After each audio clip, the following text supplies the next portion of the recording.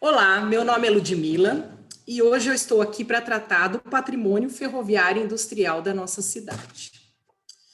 Vocês conhecem aquele ditado popular que diz: quem não é visto não é lembrado? Podemos adaptá-lo dizendo: quem não é conhecido não é preservado. Então eu vou compartilhar com vocês a minha apresentação para começarmos a tratar sobre esse assunto. A ideia dessa apresentação é falar um pouco do nosso patrimônio ferroviário, que também é um patrimônio industrial, e pensar como que ele pode ser preservado, quais são as suas possibilidades e qual é a realidade que a gente tem. Nessa imagem aqui de abertura, vocês podem ver a estação ferroviária, né, a nossa estação, que a gente até carinhosamente costumamos chamar da estação zona, né, a estação da Noroeste, e o pátio ferroviário, ao fundo, as oficinas mecânicas, que ainda existem no bairro Vila Falcão. Então, o objetivo dessa apresentação é tornar esse patrimônio conhecido, ou mais conhecido, e fazer com que essa adaptação do ditado, né, ela se torne realidade, porque quem conhece o patrimônio vai preservar, vai contribuir para a preservação. Então, vamos entender por que ele precisa ser preservado? Primeiro, nós precisamos entender qual é a história que está por trás desse patrimônio. Então, a pequena vila de Bauru, ela surgiu de doações de terra feitas por fazendeiros para criar a vila de Bauru. Né? Esses fazendeiros já estavam aqui instalados na região, e naquela época era comum que os fazendeiros doassem porções de suas terras aos santos de devoção, ou melhor, à Igreja Católica, com o objetivo declarado de obter proteção divina, agradecer alguma graça alcançada ou obter sepultamentos especiais. Mas existiam motivos menos católicos que envolviam essas doações, né, que envolviam, então, a valorização de suas terras, caso aquele povoado fundado pela igreja vingasse, além de obter mais proteção devido à proximidade do povoado com as suas terras. E com Bauru não foi diferente. Né? Nossa cidade surgiu de duas doações feitas no fim do século XIX, a primeira por Antônio Teixeira do Espírito Santo e a esposa, em 1884, e a segunda por Veríssimo Antônio Pereira, em 1893. Fazendeiros que se encontravam na região desde meados do século XIX. Quem trata desse tema com muita propriedade é o professor Nilson Girardello, da Unesp de Bauru. Inclusive, esse mapa foi desenvolvido por ele, e esse mapa consta no plano diretor de 1996. Aqui a gente consegue ver o Córrego das Flores, que é onde foi construída a Nações Unidas, o Rio Bauru e o Córrego da Grama. Então, a primeira doação vai acontecer nesse triângulo, e depois ela é completada por essa segunda doação. É importante lembrarmos que as doações normalmente ocorriam em regiões ainda despovoadas e que muitas dessas propriedades eram atacadas por indígenas, que nada mais faziam do que defender suas terras, né, defender as terras que eram originalmente suas. O professor João Francisco Tidei Lima é outro estudioso do assunto, ele é professor aposentado hoje da Unesp, mas ele escreveu um mestrado dele na década de 70, exatamente sobre a disputa de terras, a dizimação dos índios e a construção da estrada. E ele teve a oportunidade de realizar uma entrevista, na época, com a Índia Vanuiri, que, junto com o Marechal Cândido Rondon, que é o nome da estrada que corta a nossa cidade, foi um dos responsáveis pela pacificação dos indígenas. Como o povoado de Bauru começou a se destacar, né, no cenário local, muito em função do avanço das plantações de café rumo ao oeste, em 1896, Bauru, então, se torna a sede do município de Espírito Santo da Fortaleza. Bauru era um bairro rural desse município, chamado Espírito Santo da Fortaleza, E ele, então, começa a se despontar mais do que a sede do município. E Bauru torna-se a sede, então, desse município em 1896. O município de Espírito Santo da Fortaleza ficava onde é hoje a fábrica da Duratex, em Agudos. A influência, então, dos poderosos da cidade, né, os coronéis da época, coronéis que vieram para cá por volta de 1800, em busca de novas terras, né, para o plantio de café, e a localização da cidade é que no início do século, vão tornar a cidade, no início do século XX, vão tornar a cidade Boca do Sertão e vão fazer de Bauru o marco zero da futura Estrada de Ferro Noroeste, né, que iniciaria, a construção inicia em 1905. E aqui eu tenho algumas imagens para mostrar para vocês. Essa é a Capela do Divino Espírito Santo, que foi construída quando da implantação da vila, né, de Bauru, e ela, em 1913, foi demolida para dar lugar a uma matriz, e não a mais a capela. Essa capela ficava localizada no centro da Praça Rui Barbosa, e essa é uma imagem do historiador Luciano Dias Pires, que foi publicada no Bauru Ilustrado.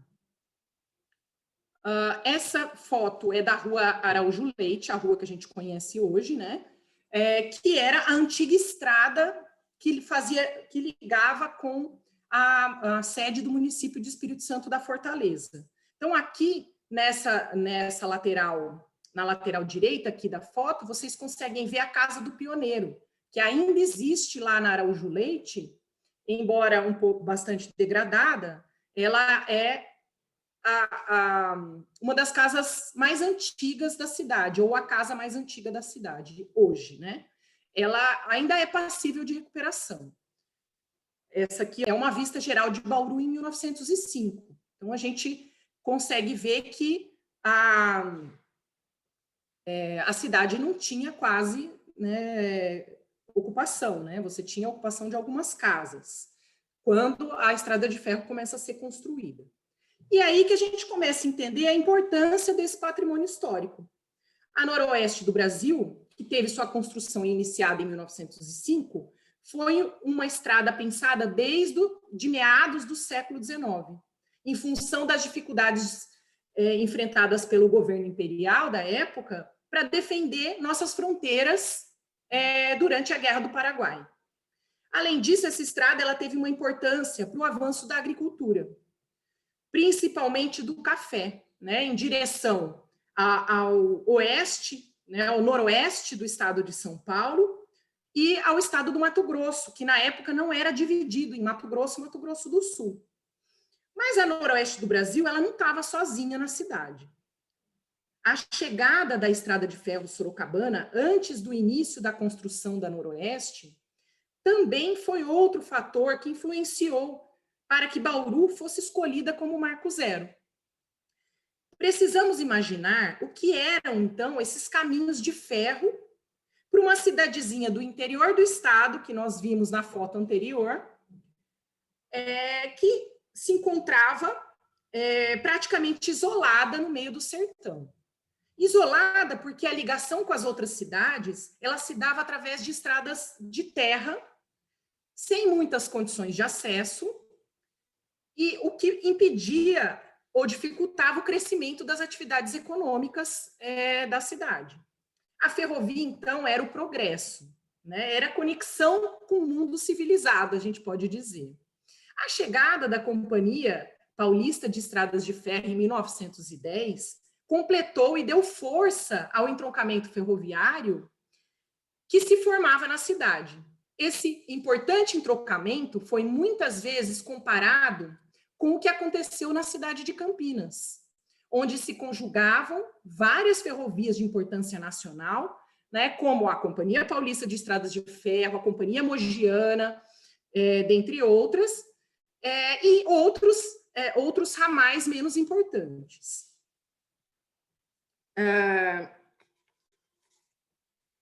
Guardadas, então, as devidas proporções, o que aconteceu em Bauru é comparável ao que ocorreu em Campinas. já que as duas cidades elas foram Boca do Sertão e capitais regionais. E esses termos foram cunhados por alguns autores, né, ao longo do século XX, porque Boca do Sertão, porque além de Bauru não existia mais nada, era o sertão, era a ocupação, era o espaço do estado ocupado por índios, ou, como eles gostavam de chamar, terras desconhecidas, né, como se as terras não tivessem donos.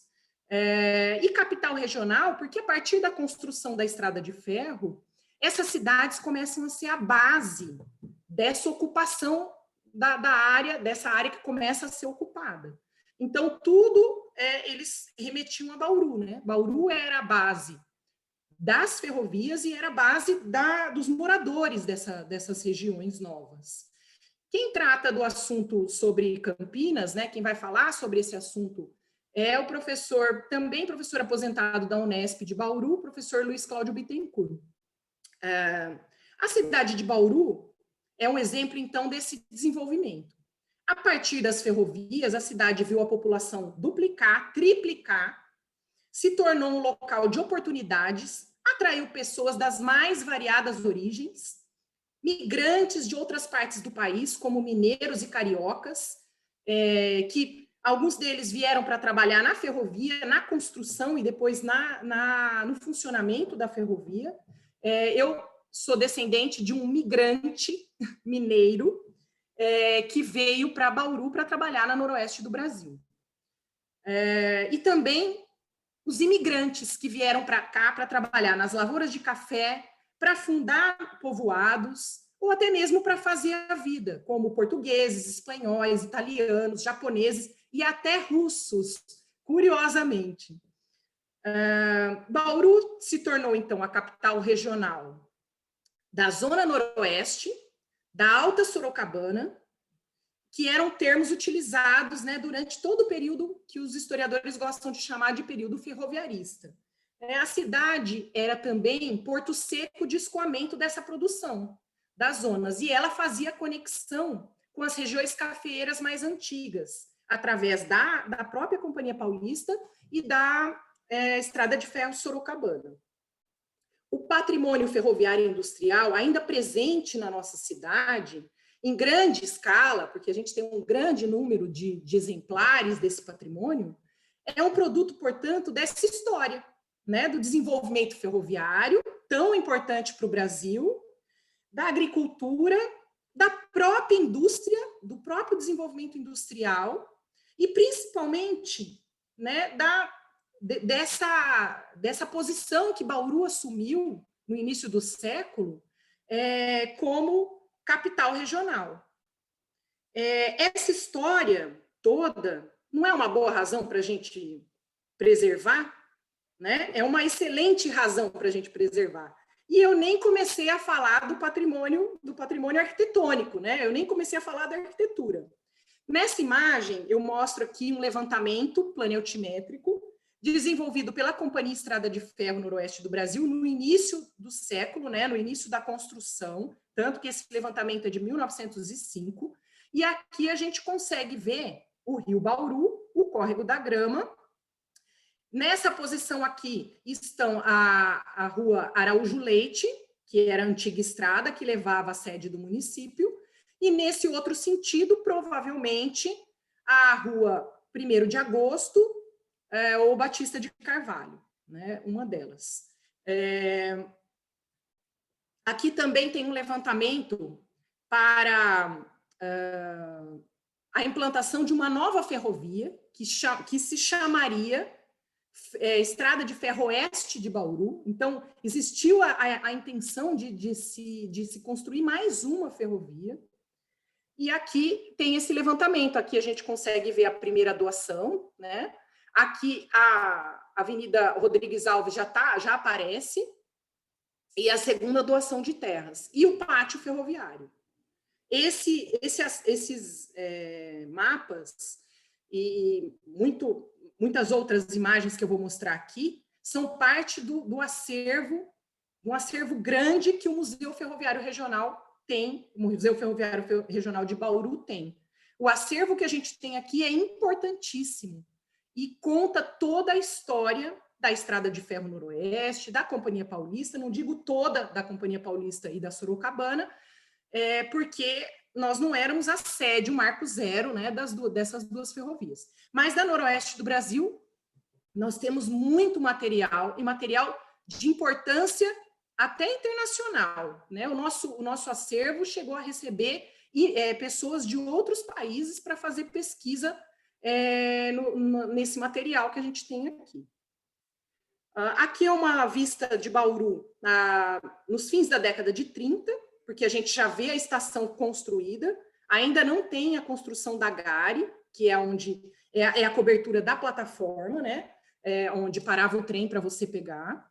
Mas aqui a gente já vê a Avenida Rodrigues Alves traçada, vê a antiga estação ainda em pé, né? E o pátio ferroviário. Essa foto foi tirada a partir das oficinas mecânicas.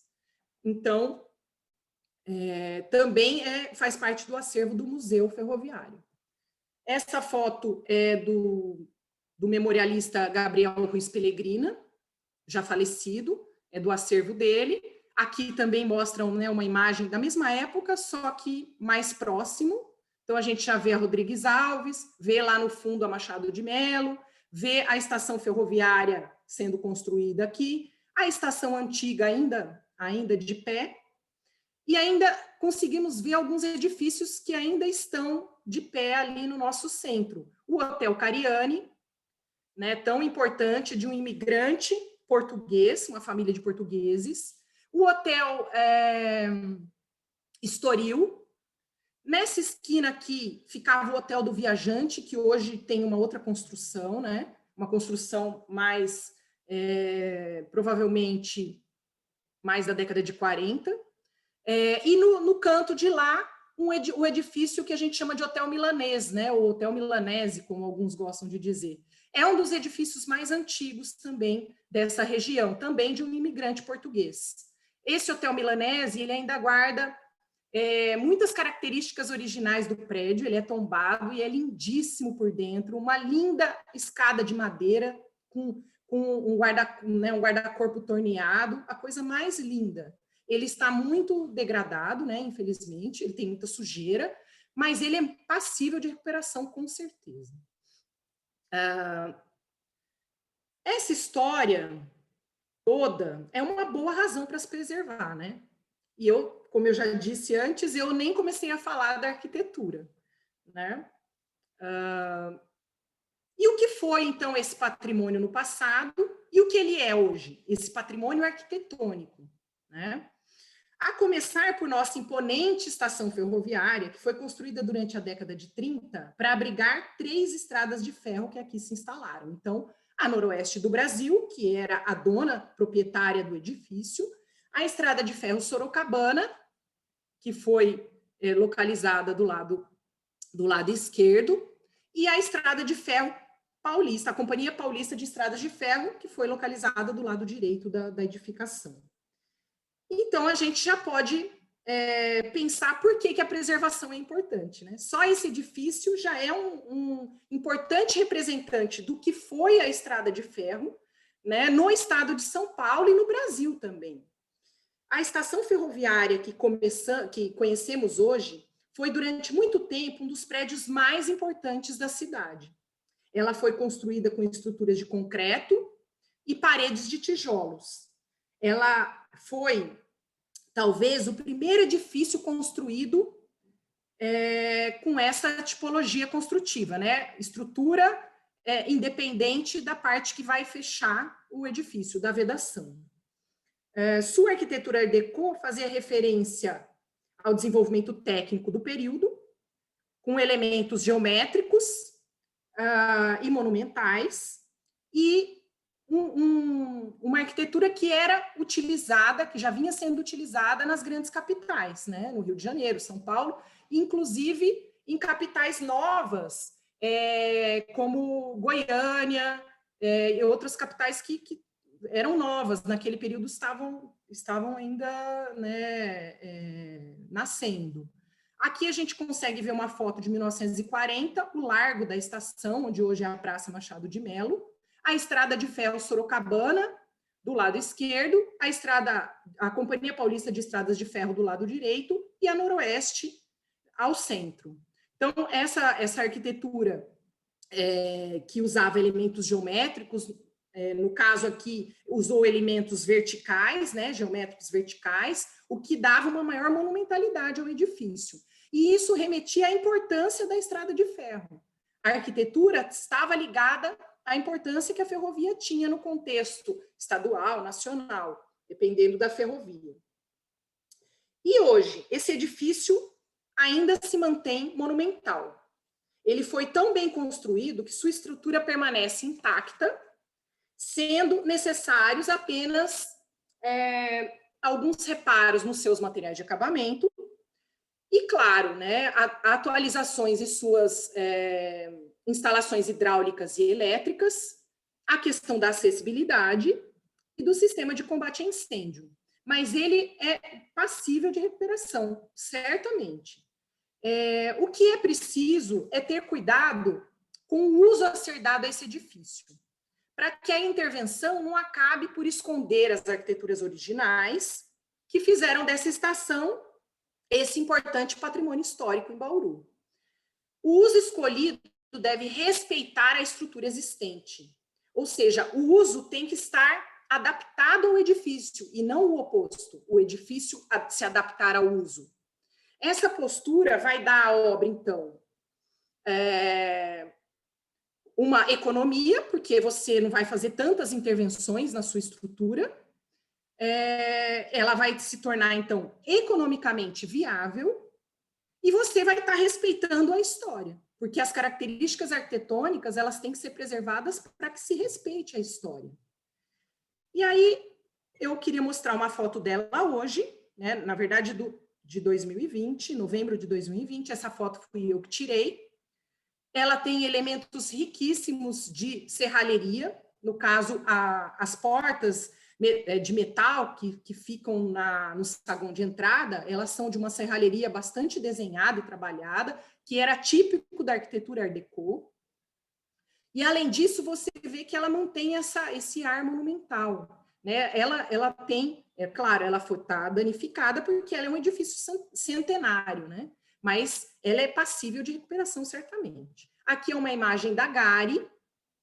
A gare é um termo francês, né? Gare é um termo francês. Na França, ele fazia referência à estação propriamente dita e não à plataforma.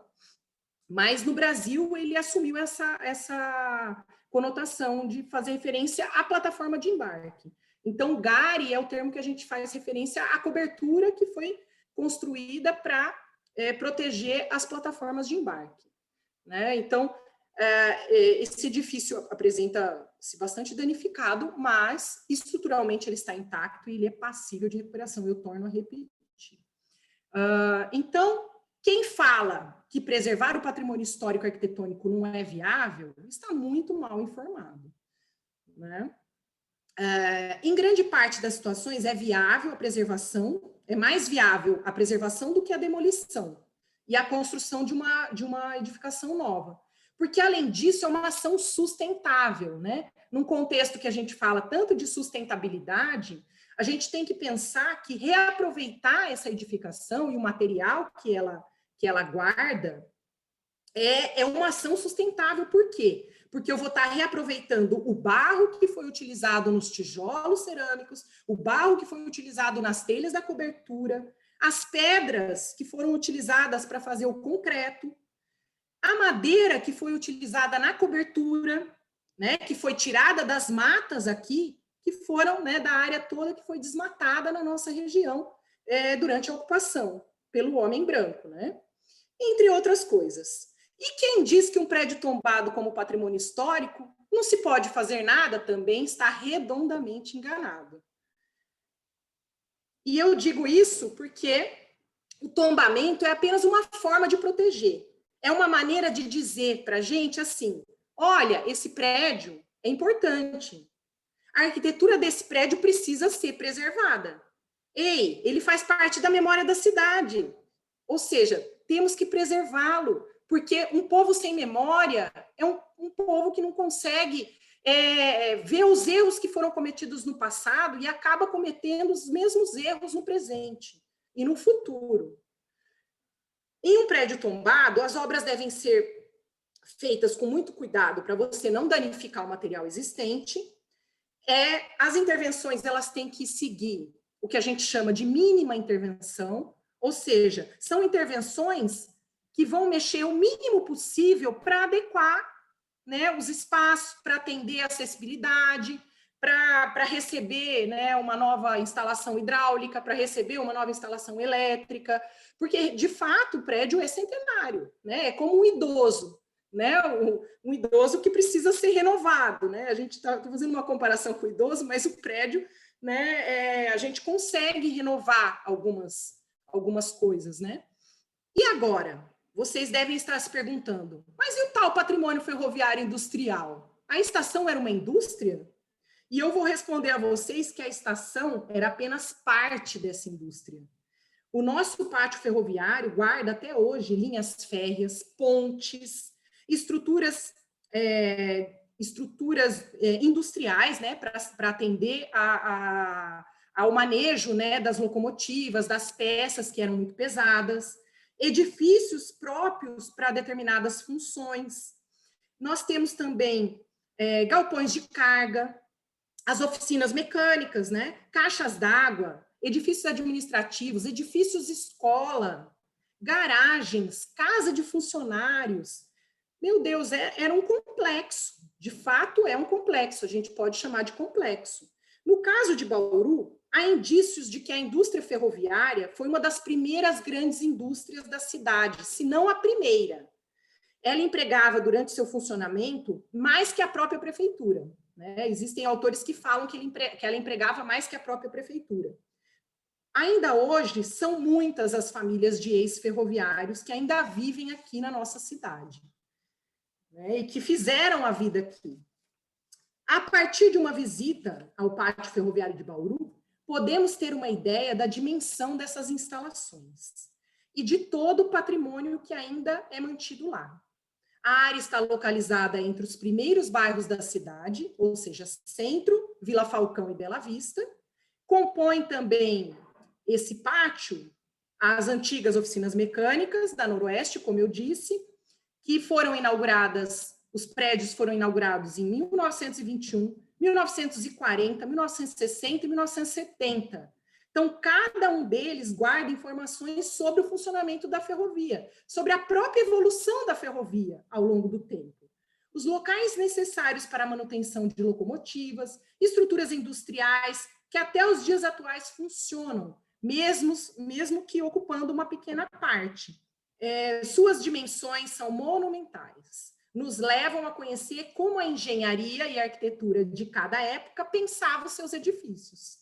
Outra questão importante é que a organização, a disposição dessas oficinas, da linha, da estação, tudo isso tinha referência em tratados internacionais que vinham da França, que vinham da Inglaterra. Então, não era nada que foi criado a partir da cabeça dos engenheiros aqui, não. Existiam tratados internacionais. Grande parte dos nossos engenheiros eram formados na Europa, né? Se não na Europa, em importantes escolas aqui nacionais, que tinham uma relação direta com as escolas europeias. Além de todo o acervo ferroviário que existe no pátio, nós temos, então, no pátio, uma área de fundo de vale, porque nós temos o Rio Bauru, que está parcialmente canalizado no pátio, o Córrego da Grama, ou seja, é um local de fundo de vale que apresenta condições para a implantação de um parque de fundo de vale, numa área que precisa de área verde, né? Num setor da cidade que precisa de área verde. Eu vou mostrar agora algumas fotos do pátio. Essa é uma foto do pátio que eu imagino que seja do período entre 1921, que foi a inauguração das oficinas, e 1930, e o pátio ainda não estava todo aterrado, né? Aqui a gente vê o traçado da linha que levava lá até as oficinas, e aí você tem parte desse pátio que ainda não estava aterrado. Essa é uma foto da coleção de Antenor Borges de Barros, do Museu Ferroviário Regional. E aqui é uma outra foto da coleção de Orlando Delmasso, também do Museu nosso aqui de Bauru. O pátio já está aterrado, né? E a gente consegue ver algumas canalizações aqui. Aqui conseguimos ver a estação ferroviária em construção, ou seja, a Gare em construção, a nossa estação antiga, que tinha uma plataforma em madeira, essa plataforma foi retirada para a construção da Gare, né? E a gente enxerga um pouco da cidade aqui também. E aí, o que nós temos, então, nesse local?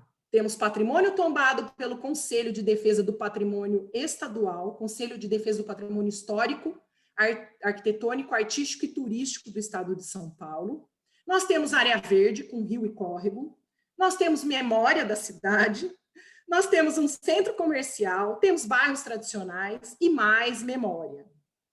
E aí eu pergunto, como é que o pátio é visto hoje? Ele é visto como um obstáculo para o desenvolvimento, como um elemento que separa os 3 bairros. Mas como ele pode ser visto? Como um elemento de conexão. Nós temos exemplos não só fora do Brasil, mas no Brasil. E aqui eu pus só 3 exemplos. Um deles é o Central Park em Nova York, que é um projeto do século XIX, e ele foi pensado para compensar a poluição e a infraestrutura cinza da cidade que existia já na época. Esse é um projeto mais recente, que se chama Highline Park, também em Nova York. É uma antiga linha férrea suspensa que foi transformada em parque suspenso.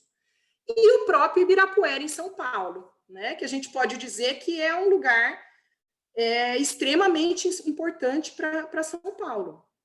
Né? É um lugar onde as pessoas vão para se divertir, para relaxar, para fazer esportes, né? E também para a cultura, porque temos elementos de cultura, temos edifícios aí que levam as pessoas a ter acesso à cultura. E aí eu posso dizer que o pátio ferroviário ele pode ser visto como um local para o turismo patrimonial, uma vez que a gente tem um patrimônio tão grande que poderia atrair pessoas para visitação, né? Como algumas cidades no mundo que as pessoas vão visitar, como, por exemplo, Bilbao, na Espanha. A pessoa vai lá para ver o Museu de Bilbao, não é a cidade de Bilbao, é o Museu de Bilbao. Né? Então, essa é uma referência que me veio à cabeça agora. Nós também podemos ter turismo ambiental, se esse pátio for pensado para o turismo ambiental também, uma vez que a gente tem fundos de vale, temos rios, tem um córrego, né? E podemos ter uma recuperação da vegetação. Imaginem um complexo, então, que conta a história da cidade, a história da ferrovia, a partir dos nossos 2 museus, o Museu Ferroviário e o Museu Histórico. Imagine um passeio de Maria Fumaça no parque do pátio ferroviário, nas oficinas, ligando museus e explorando os ricos acervos desses museus. E aí eu mostro para vocês uma planta do pátio ferroviário, um mapa. Essa área que está achurada em verde é o pátio, que inclui o acervo os edifícios da antiga Companhia Paulista, na parte de cima, a noroeste do Brasil em todo o pátio, né, na área central, e a Sorocabana nessa parte mais de baixo aqui, onde eu tenho a estação e as casinhas de ex-funcionários. Então, eu poderia ter um grande parque urbano que teria educação e memória, que teria história da indústria ferroviária, do trabalho ferroviário, a história da indústria em Bauru, relacionada à própria ferrovia, uma vez que nós tivemos a chegada, na década de 30, de grandes indústrias, como as indústrias Matarazzo, a Anderson Clayton, a Sambra, entre outros, que se instalaram em Bauru, né? Não à toa, certamente. Né? E nós vamos ter também edifícios que se encontram em ruínas, mas que poderiam ser ruínas do saber, né? Como eu coloquei aqui, as ruínas do saber, que são as ruínas que vão ensinar como é que que isso era né, como é que esse patrimônio, né, primeiro funcionava e como é que ele chegou nesse estado, né? Vai contar também o lado que não é tão bom, né, da história, que é importante a gente lembrar, para que a gente não erre no futuro. E as vilas ferroviárias, né? Nesse canto de cá temos vilas ferroviárias, temos as vilas ferroviárias da Paulista, da Sorocabana e da Noroeste. Então, imaginem tudo isso aproveitado. Aqui eu só pus algumas imagens das oficinas mecânicas, essa é da década de 30. As oficinas, o interior das oficinas, que esse é o setor de tornearia. Hoje você vai lá, esses edifícios eles estão bem conservados, eles estão, claro, danificados por causa do tempo, né? Mas eles ainda guardam, né, boa parte do que eles foram, né? Então, você imagina você conhecer a história dentro do próprio ambiente, né? É muito, muito interessante e enriquecedor para o indivíduo, né, para a pessoa. Esse aqui é o antigo carretão, ele existe ainda hoje, era um elemento de ligação entre os galpões, porque como a ferrovia era uma indústria, e aqui nós tivemos montagem de vagões, nós tínhamos setores, carpintaria, serralheria, funilaria, pintura, estofamento. Então, os setores eram espalhados nos galpões, e aí você tinha esse carretão que levava o vagão para o outro setor, dependendo da posição aí do vagão, né?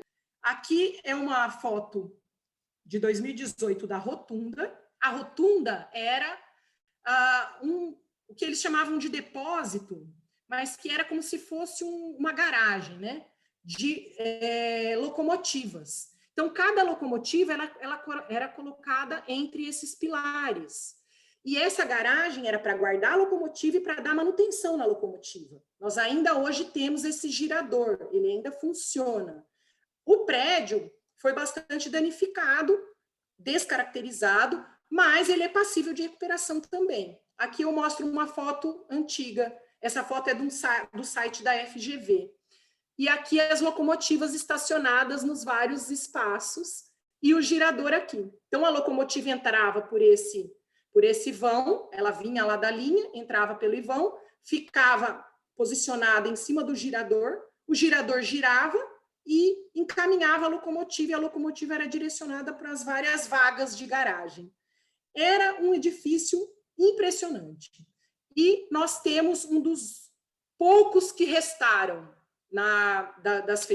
das ferrovias. Não existem muitos no estado de São Paulo, eu posso dizer que não existem muitos. Aqui é uma vista do pátio, agora de 2020.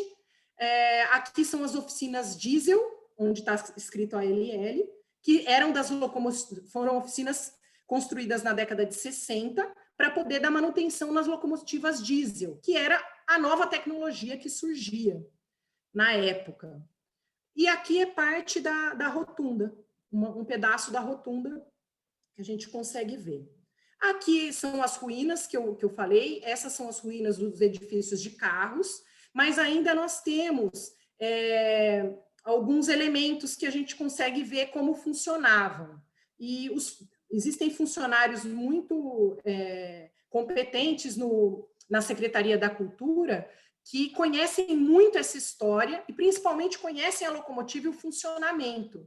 Então, é um prato cheio você ir lá e perguntar para eles, porque eles sabem muito sobre o funcionamento da locomotiva e como essas locomotivas como é que a manutenção era feita, não só da locomotiva, mas dos vagões também. Então, como a manutenção era feita. Então, esses espaços ainda guardam parte dessa história.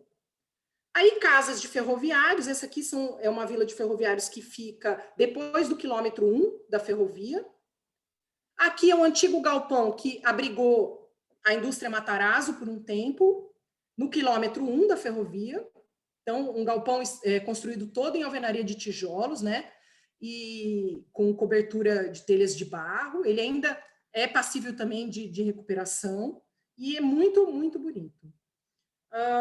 O que também o pátio ferroviário poderia propiciar? Aulas temáticas né, que incluiriam apresentações nos auditórios da estação e a exploração do próprio pátio e dos museus. O conhecimento da história de Bauru in loco, né, no lugar, no centro onde a cidade nasceu. Isso criaria, então, um sentimento de pertencimento às pessoas que fossem conhecer, e isso contribuiria à preservação do patrimônio público, mas no sentido mais amplo, das pessoas terem um amor por aquilo, pela sua cidade, pelo seu patrimônio, pelas edificações, já que tudo isso é para elas, né? É para as pessoas que moram no centro, né? No centro ou na cidade como um todo, né? Poderia permitir à Prefeitura Municipal de Bauru fomentar o turismo patrimonial e ambiental, a partir da criação de circuitos de visitação, criaria novos empregos diretos ou indiretos ligados à atividade do turismo, tanto turismo patrimonial quanto turismo ambiental, revitalização do comércio da área central, revitalização da área central propriamente dita, porque contribuiria para a diminuição da violência, do uso de drogas, que acontece muito ali, né? E também contribuiria para melhorar a mobilidade urbana, a partir da criação de ligações entre os bairros através do parque. Então, o parque poderia ter caminhos de pedestre, poderia ter um passeio de Maria Fumaça, poderia ter, no futuro, ser aproveitado como um trem urbano, para ligar as regiões mais afastadas, né, da área central. Nós já tivemos um trem urbano durante um tempo, se eu não me engano, década de 80, e funcionava muito bem, era muito interessante, mas ele durou pouco. Então, nós criaríamos ligações de pedestres entre os bairros, entre Centro, Falcão e Bela Vista. Teríamos, então, uma cidade patrimônio, né, entre aspas, uma cidade sustentável e uma cidade de oportunidades. Como viabilizar tudo isso? Através de um planejamento global, que deveria envolver toda a prefeitura, né, todas as secretarias municipais, e eu acredito que o ponto de partida é levar um uso público para a estação. Como foi dito no passado, né, no ano passado, levar a sede da Secretaria da Educação para lá. Por quê? Esse uso público, né, continuaria permitindo o acesso público e você teria um uso adequado ao edifício. Quando a gente fala em criar um shopping na estação, é o começo, aliás, é o fim da morte do comércio da Batista de Carvalho. Se eu criar um shopping ali, a Batista de Carvalho vai acabar. O comércio local vai acabar. Se eu levar uma sede, né, um uso público para a estação, você vai gerar movimento, você vai levar servidores para lá, esses servidores vão acabar se servindo do comércio local, obviamente, com certeza. Então, é preciso, num terceiro momento, pensar num projeto de um parque urbano, na área do pátio. O terceiro passo, eu entendo que seria necessário estabelecer parcerias para implementar esse projeto desse parque, esse turismo ambiental, esse turismo patrimonial. Então, deve incluir, então, a busca do governo do estado, de ajuda do governo do estado, do governo federal, pode levar também ao Banco Interamericano de Desenvolvimento, pode levar a outros caminhos que ajudem a viabilizar essa ideia. Deve incluir também parcerias com as concessionárias da ferrovia. No caso, hoje, os edifícios que estão lá, as oficinas, elas estão sob a responsabilidade de uma empresa que se chama Transfesa, cujo proprietário é bauruense, é de Bauru, né? Não digo que é bauruense, mas ele é de Bauru, ele mora aqui, e ele é ex-ferroviário, e ele ainda continua trabalhando na área de manutenção de locomotivas e vagões. A empresa dele dá manutenção a locomotivas e vagões. E ele usa parte daquela estrutura hoje, né? Entendo que tanto as concessionárias quanto a Transfesa teria muito interesse em fazer parceria para ajudar a manter aquele complexo, porque é um complexo muito grande, de fato. Deve incluir, então, projetos culturais, que são já desenvolvidos pela Secretaria da Cultura, e possibilidades abertas no âmbito estadual e federal. Deve envolver a comunidade local, porque é a comunidade local é que vai ajudar a manter aquele espaço, vai ajudar a cuidar daquele espaço, é que vai ser os olhos daquele espaço, né? Os olhos da rua, como diria uma autora americana que se chamava Jane Jacobs. E o quarto passo é estabelecer um cronograma de implantação. E o quinto seria a implantação propriamente dita, nas várias etapas, né? Questões que deveriam ser consideradas, né? Pensar em parcerias com as universidades públicas, locais, né? Para o desenvolvimento de estudos, criação de leis de incentivo para plantio de árvores, para a criação de áreas verdes, que vão contribuir para diminuir o problema que tem de enchentes naquele local. Né? É preciso pensar em implantar um programa de elementos de drenagem. Hoje, as universidades estão estudando, digo que até na Unesp de Bauru temos professores competentes que estudam isso, eles estão estudando soluções baseadas na natureza, que são soluções que são baseadas na natureza e que vão contribuir para diminuir o problema de enchentes que a gente tem, o excesso de água que escoa pela área, né, pela área dos bairros todos de Bauru, né? Bauru, como outras cidades, tem problemas de enchentes nos períodos chuvosos, em função do urbanismo que foi mal pensado, da ocupação do solo, que não foi pensado adequadamente.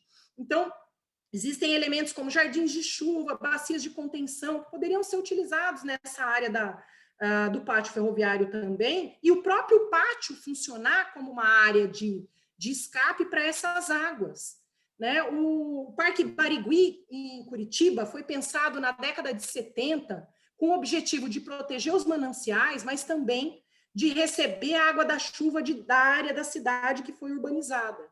Então, ele é uma grande lagoa pluvial, que a gente chama, que é uma lagoa que recebe a água da chuva e que contém aquela água e não deixa que essa água fique criando problema na área urbanizada, né? Ou seja, na área edificada e asfaltada, onde eu tenho edifícios e ruas, né? A utilização também de instrumentos do Estatuto da Cidade para ajudar na gestão urbana também são outras coisas que podem ser utilizadas para melhorar, né? Para trabalhar essa área. E aí eu trouxe só alguns exemplos para mostrar de soluções baseadas na natureza. Então, jardins de chuva, que são áreas, às vezes canteiros, que estão anexos ali à calçada e que recebem parte da água da chuva e ele acaba contendo essa água, então parte dessa água é absorvida pela terra e a outra parte é evaporada. Então, não fica a água parada para, né, criação de mosquito da dengue, né? Então, você tem já isso sendo implantado em São Paulo, essas soluções em cidades norte-americanas, em outras cidades que não São Paulo, né? No Brasil também, outras cidades, esse aqui também é um parque de uma área de favela que foi reurbanizada e recebeu uma lagoa pluvial. E aqui eu trouxe uma imagem, vou falar mais adiante, sobre o rio em Seul, na Coreia do Sul. Um rio que foi tamponado, como é o nosso rio que fica embaixo das Nações Unidas, e hoje ele foi renaturalizado. E aí, referências que deram certo. Então, como eu citei lá atrás, o Highline Park, que é um parque que foi construído em cima de uma linha férrea, uma antiga linha férrea que havia sido desativada, uma linha férrea suspensa que passava entre edificações.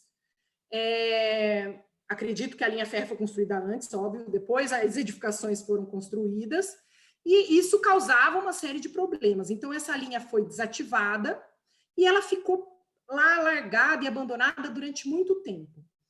A própria comunidade do bairro começou a se organizar para pensar numa solução, e foram atrás do poder público E aí conseguiram viabilizar a implantação desse parque. É um parque lindíssimo, eles ainda mantiveram as linhas férreas, parte das linhas férreas que existiam aí, e criaram uma grande área de conexão, né, no próprio bairro. A pessoa pode entrar no Highline Park lá na ponta e sair na outra ponta, né, sem ter que vir andando pela rua, e vem andando por cima e ainda vendo a paisagem, né? E, além disso, resolveu o problema de barulho que existia, né? E depois, o de barulho inicialmente, quando ainda funcionava como linha férrea, e depois de violência, né? Uso de drogas e etc., que é causado pelo abandono, muitas vezes. O outro exemplo é um parque na Alemanha que se chama Emscher Park. Esse parque fica no meio da área urbana da cidade, né? No mapa a gente consegue ver. Era uma antiga indústria de produtos químicos, ou seja, o terreno dela estava contaminado, boa parte desse terreno estava contaminado. Eles, então, desenvolveram um projeto de um parque. O arquiteto foi muito feliz porque manteve os edifícios existentes, incorporou esses edifícios no parque, eles são elementos do parque, aliás, eles atraem a população, inclusive elementos ruínas que existiam, ele manteve como ruínas, incorporou no paisagismo. Eles trataram parte desse terreno, né, para despoluir. E hoje ele é um parque que atrai muitas pessoas para conhecer o local, um lugar maravilhoso, né, no meio da cidade. Um outro exemplo é um parque numa cidade na China. Essa cidade tem um rio que corta a cidade, e esse rio, ele, né, na época de cheia, enchia e acabava inundando parte da cidade, e eles, então, conseguiram implantar um parque em 2 níveis. O primeiro nível é quando o parque, né, o rio está baixo, e o segundo nível é na cheia do rio. Então, eles criaram vários caminhos suspensos. Então, as pessoas podem usar o parque também no período de cheia. E criou uma conexão de pedestre entre as áreas da cidade, nesse ponto aqui, que acontecia antes só aqui por trás, né? Então, você consegue ter uma ligação de pedestres e ciclovia nessa passarela suspensa. E esse é o rio que eu citei há pouco, um rio em Seul, na Coreia do Sul, que era canalizado. Em cima desse rio você tinha um viaduto. Esse viaduto, só o viaduto recebia 1,5 milhão de carros por dia. Essa região da cidade, em função do viaduto, do barulho, do trânsito, acabou se deteriorando e acabou se desvalorizando, comercialmente falando. Então, o prefeito, durante a campanha, prometeu que ia fazer esse projeto. Ele foi eleito e eles, então, a equipe da prefeitura fez uma análise para ver se compensava manter o viaduto ou se compensava fazer uma grande mudança. E eles, então, viram que compensava, tanto financeiramente, como em termos... a manutenção do viaduto também já estava custosa para a prefeitura, da estrutura do viaduto, propriamente dita. Então, eles decidiram que iam fazer essa renaturalização. Eles, então, isolaram o viaduto, foram removendo as partes e removendo parte a parte desse viaduto, e eles reabriram o rio e transformaram num lindo parque linear, que funciona como conexão entre as várias partes, e eles, então, também trabalharam, por isso que eu falo que deve ser um planejamento em conjunto, porque é preciso ter uma compensação em outras áreas também. Então, ele melhorou o sistema de transporte público da cidade nessa região para poder tirar o viaduto dessa região, né? Então, uma compensação. E quem disse que no Brasil isso não é possível? Né? Nós já temos o exemplo da Vila de Paranapiacaba, em Santo André, onde é possível fazer um turismo patrimonial e ambiental. A vila é a porta de entrada para os parques andreenses, que são parques, que é um parque natural, preservado, de de Mata Atlântica, e a vila, que era uma antiga vila de ferroviários, que tem toda a estrutura de vila, ela está preservada. Com isso, eles fomentaram o emprego e renda para as pessoas que ainda moravam na vila, porque o que estava acontecendo no início dos anos 2000 é que a vila estava ficando praticamente desocupada, porque as pessoas que moravam ali, né, ou os descendentes de ferroviários que ainda moram ali, ou pessoas que moram ali e que os seus filhos acabavam saindo de lá para procurar emprego, porque não tinha emprego no local. Então, no início dos anos 2000, eles fizeram um grande trabalho, um plano diretor só para a vila, e conseguiram criar um museu a céu aberto. Então, as pessoas vêm, param o carro num determinado ponto, ou então vêm de trem de São Paulo para esse local, e aí descem e vão andar pela vila. Na vila tem desde museu até restaurante, pousada. A pousada serve para abrigar as pessoas que vão passar, né, fazer a trilha dos parques andreenses, fazer a visita no parque ecológico, né? Então, virou um grande museu a céu aberto. Um outro projeto também que deu muito certo é o projeto Beira Rio em Piracicaba. Né? Piracicaba é cortada pelo rio Piracicaba, né? Um rio grande e importante, e essa região da cidade estava bastante degradada, né? O rio acabava enchendo, provocava cheias ali, enchentes ali na região, e eles então fizeram todo um trabalho usando soluções baseadas na natureza para conter as águas do rio num momento de enchente, e recuperaram todas as margens do rio. E aqui você tem, além de patrimônio histórico, antigas indústrias que eram implantadas nessa região, você tem também bares e restaurantes que existem aqui no Beira Rio, e que são importantes pontos turísticos da cidade. Então, eles foram recuperados, criaram um espaço próprio para receber as pessoas. Os parques de Curitiba, como eu já citei lá atrás, mas os parques de Curitiba é importante a gente dizer que eles não são infraestruturas caras. As implantações deles consistem, em sua maioria, em caminhos, um playground, quando muito um playground bem simples, lagos, né? Ou então espelhos d'água, chafariz. Eles não têm grandes estruturas, mas eles são espaços muito utilizados pelas pessoas que moram lá, e atrai pessoas para visitar a cidade. A quantidade de parques que Curitiba tem. Eu coloquei alguns aqui, né, mas a cidade tem muito mais. E também os trens turísticos que existem no estado de São Paulo, só no estado de São Paulo, mas a gente sabe de trens que tem em Minas Gerais, que fomentam esse turismo ferroviário, né? O que é preciso, então? Planejar em conjunto com os vários setores. Pensar o patrimônio como parte do planejamento, né? O patrimônio como um elemento da cidade, e até como uma forma de fomentar, né, emprego e renda. É perfeitamente possível. E eu vou finalizando por aqui, e gostaria de agradecer. Muito obrigada a todos, e vou ficando por aqui.